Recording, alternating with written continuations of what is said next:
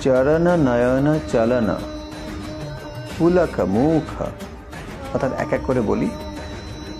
এটা হচ্ছে তার কি কি অভিনয় হচ্ছে, তার অভিনয়ের মধ্যে কি কি করণীয়। অভিনয়ের মধ্যে বলছে প্রবেপিতা কর। কর মানে হচ্ছে হস্ত, হাতের মুদ্রা দ্বারা। কেমন? কর। চরণ অর্থাৎ পা। কেমন? প্রবেপিত কর চরণ নয়ন চলন। নয়ন অর্থাৎ চোখ।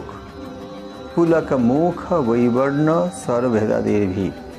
অর্থাৎ প্রবেপিত কর, হাত কাঁপছে। হাত কাঁপছে। কি কি কাঁপছে? কর অর্থাৎ দুই হাত। চরণ পা কাঁপছে। নয়ন চোখ কাঁপছে না, চোখ ঘুরছে।